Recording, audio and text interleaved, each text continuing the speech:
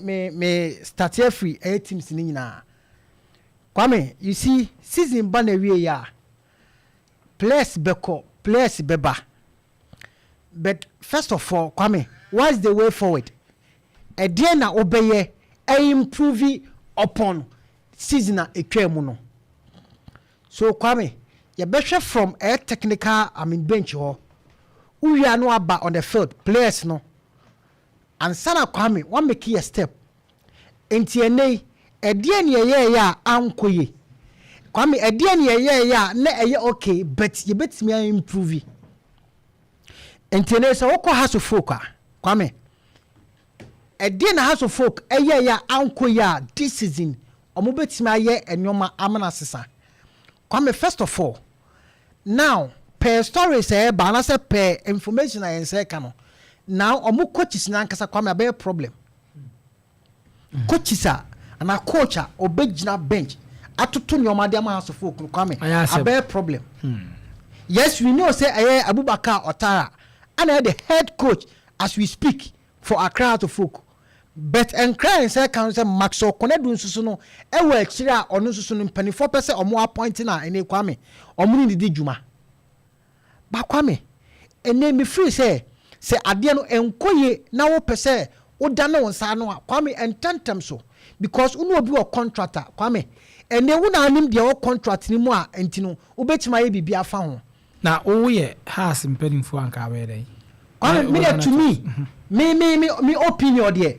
Coach Aboubakar Ouattara Kwame say the bia meka say ene say wo jamia Aboubakar Ouattara me our sideline him. Yes adentia because me woni say performance about team and team ni that I think 9th is saying we season no at also 14th and the second you know or buy or try be default one home day or born home day and I want home day. Let me Kwame, you see your to say the mekan wa say your clubs be your ho Kwame. Who did third, who did fourth, Kwame, only a few. Debbie. So about fast and take a call of fast of folk. Also, what the third, what the fourth. Come on the other. And now cry a motto for Papa Bimpon, like I say, on your qualification, Akububi. Kotokoni as a folk, I was set would pre league, Uji league, Uji trophy. And to Kwame, so rat off from an answer or toss of forth in there, Kwame. Mindim, maybe didn't why. I didn't why. And Kwame, you see, sometimes and your coaching on field in the ABB. But Kwame, you check Aboubakar Ouattara, the general assessment in Kwame one kasaba man is on a scale. Because even the Kasampo or Ba Publica or Kasano Crown Kwame and no crown po minus. Yes. Because one has a folk Lusua, Kwame Tenya Oka. Has a folk in ya ni Kasanko. And again, you now coach with me Bob one thing say, and then the players as sabotage no. But at this same place, now come a one more no mudi juma. So come with the Ben or TB. Say coach or coach team. Ebe Bob one thing publicly. No abeka say nay place or no more year juma. Bear 7 as sabotage in a juma way. Come wa TB da bay. So to me, the performance na nkasa no Kwame. Yes, ebe ya mobi. But me when say on the general assessment, me not sure say I was out of folk 8 minutes to aso. Okay. Nemom say omo di kan ka say or a technical way ansana omo. Yes. So me na go back to any technical role na Kwame. I believe say eno no beboa. Na say Maxo Konadu no mbe so omo appoint na. Kwame, say ni Maxo Konadu mpo a there should be a coach Kwame a upgrade on Aboubakar Ouattara.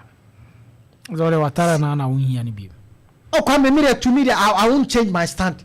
Meaning, when you say Aboubakar Ouattara, at least also have to focus on. Because near Akosonidi, I believe she also has to focus on.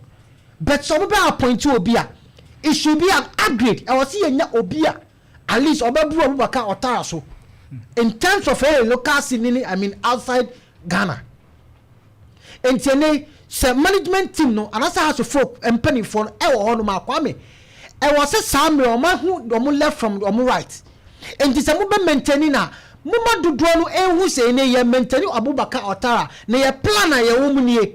Now, Mode, I'm communicating about one thing. Say, ne, more a man for Honma Kwame now, strategic, science in Noma, scouting at the Amahas of folk. Mudiaba by any crop for Cromby Seljumano. Mudinate. Yes.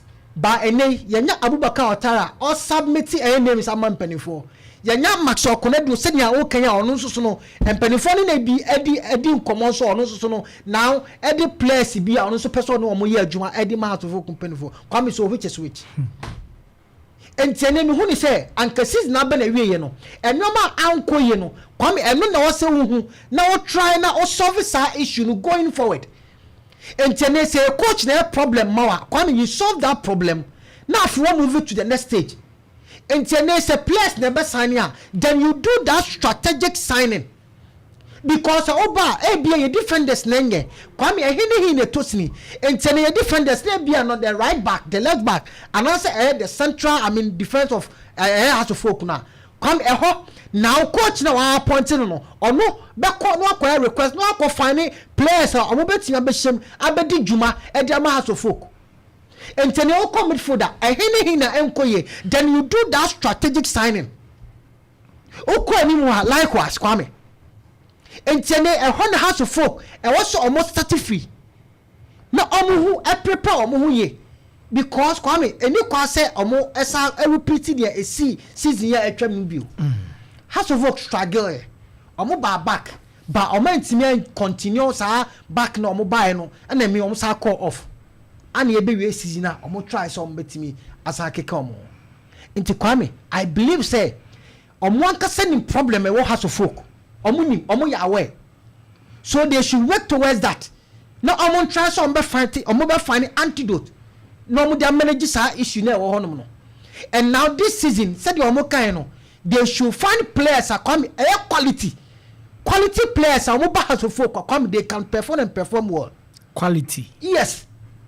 When I say this season, omo team justify BIBO. Any question can justify. Just to be justify come but justify no nipa na obenya no. I was so exceptional. We didn't be right team e difference e wonimu.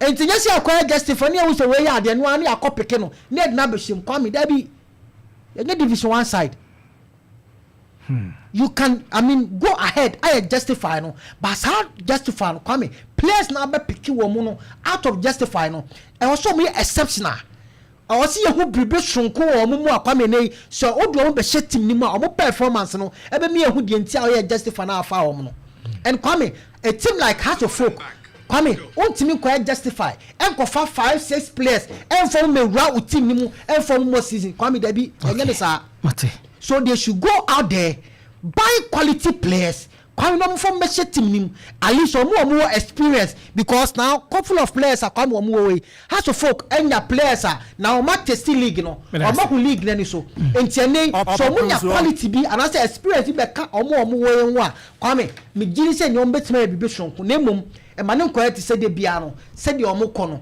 kwame ombesa akɔ sa bio last season ye nwuso omo kɔ players ni bi ho a kwame fusu kasem no na aso foku dwane and the basa e ma ye hu bigger oye a big club you should go prepare na ko purchase omo a ombe boa club no na omo meshem na sa mistakes omo ya no previous no kwame omo say repeat this season bio mate